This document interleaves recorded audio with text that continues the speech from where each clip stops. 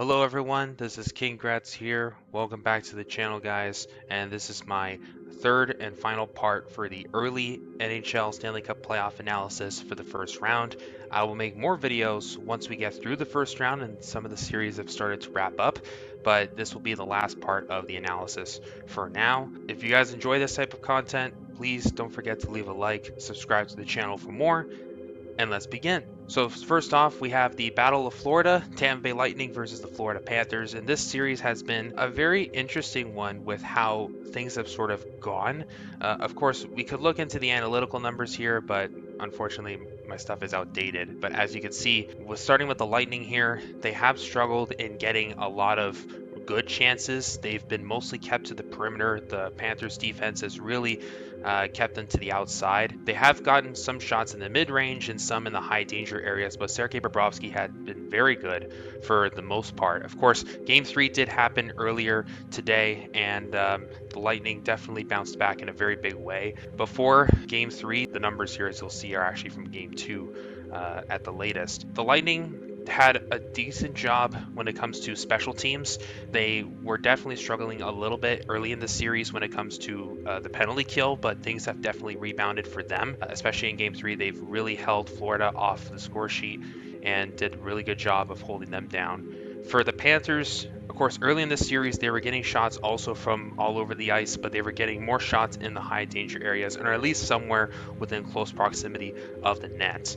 And when it comes to their possession, Game 1, I think they went perfect on the power play, so that really drove their numbers on the offensive side of things. Penalty kill, they definitely struggled as well, as the Lightning have also connected on their opportunities on the power play. So the series has really been dictated by special teams. There has been some calls that have been a little bit controversial, but overall it's been a really gritty kind of series where both teams aren't really getting many shots. You're kind of getting a little bit of a goalie duel, but with eventually one goalie having a blemish turn into an absolute blowout. In Game 1, we saw that with the Panthers winning 6-2 as Vasilevsky basically was like a sieve in that game.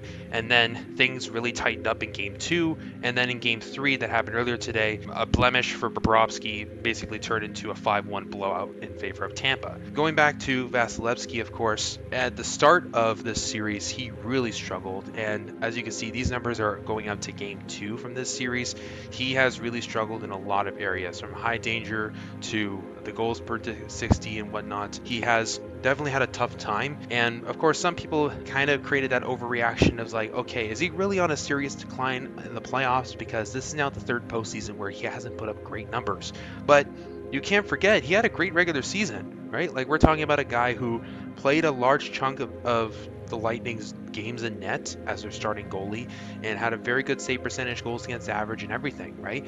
So I think that this was something that they should have written off, and I was anticipating that at his peak he would really help the Lightning out in this series, and that this was just, a little bit of a curb in the road. Now, I will say the physicality has really hit a fever pitch in this series, and at least at the end of Game 3 now, we have seen a rise in physicality here. In Game 2, Brandon Hagel threw this massive hit on Alexander Barkov, and this not only landed him a 5-minute major penalty, but it also got him a 1-game suspension, which is, one of those hits where I thought it was clean. He didn't leave his feet.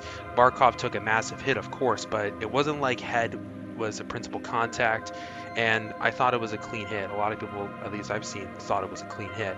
And then fast forward to Game 3, at the end of the third, Matthew Tkachuk throws this hit on Jake Gensel, and this got him a 5-minute major. I don't know if this is worthy of suspension by the league, but I'm just thinking, look, if the Hagel hit was a clean hit and that got a 5-minute major and a 1-game suspension, then how does the hit on Gensel from Tkachuk not get the same thing, right? And especially considering that this was near the end of the game where Tampa was basically on the verge of getting an empty net with this hit. As you can see on the right, probably the emotions got to Tkachuk, and this was just some really dumb antics. But all I can really say is the physicality is really erupted in this series, and God knows what we're going to get in Game 4. But if we see any more of this heavy physicality, then we might see something crazy. I don't know, but that's my thought. We now have the Washington Capitals versus the Montreal Canadiens.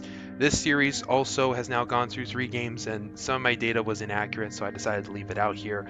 But Washington did a very good job in the first 2 games, taking a 2-0 series lead, and then last night Montreal really broke out in an offensive way, winning 6-3 in the first game at the Bell Center. So this series now at 2-1 has been really impressive. We've seen a large amount of contributions from basically all ends of the ice. For Montreal, of course, you've got Nick Suzuki and Cole Caulfield leading much of the offense, but you've also gotten good contributions from Lane Hudson, who's got 3 assists. You've also gotten great work out of like Mike Matheson, Josh Anderson, Brendan Gallagher has been also pretty good as a veteran. They've gotten, some tough minutes, especially from the first 2 games, but in game 3, things really broke out for these guys, and everything's just been clicking a lot better now, and probably that's just because of the fact that the Bell Center is a rocking building every time it's a playoff game there. So that's probably one of the reasons that really helped turn this series in favor of Montreal. For Washington, of course, you cannot count out the fact that this roster they have has been very balanced, and you're kind of seeing one guy step up every game. We've seen Dylan Strome have a fantastic series. I think he's got 5 points right now through 3 games. Anthony Beauvillier, surprisingly, has been a very good contributor. Of course, you can't take out Alexander Ovechkin. We also have seen other guys like step up in a really good way, but also some veterans haven't really contributed yet, like John Carlson currently is pointless through this series, but we have seen good stuff from Tom Wilson. I mean, of course, the scrum he had with Josh Anderson near the end of game 3 was a little bit, probably the biggest highlight for him, but still, they're getting great contributions up and down the lineup, right?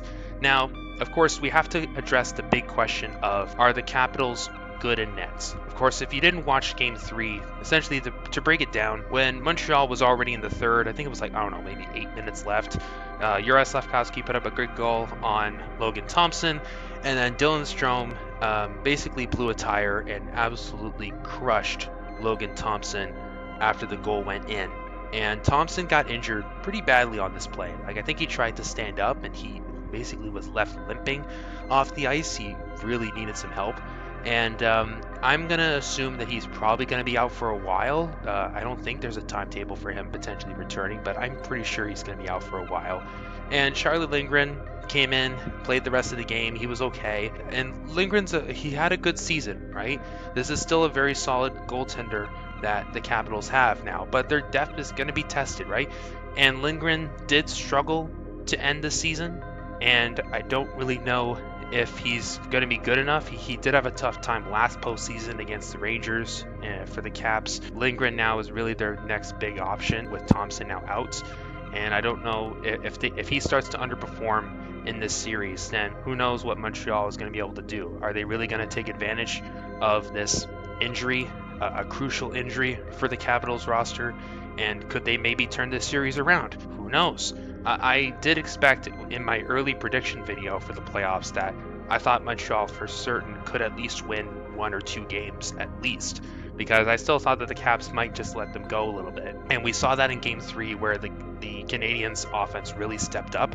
And with this injury now it's maybe a bit of a question mark that Washington firmly wins this series, and we'll just have to see how things go. But anyway, guys, that's all I got. Thank you so much for watching. Leave a like, subscribe to the channel for more, and I'll see you next time.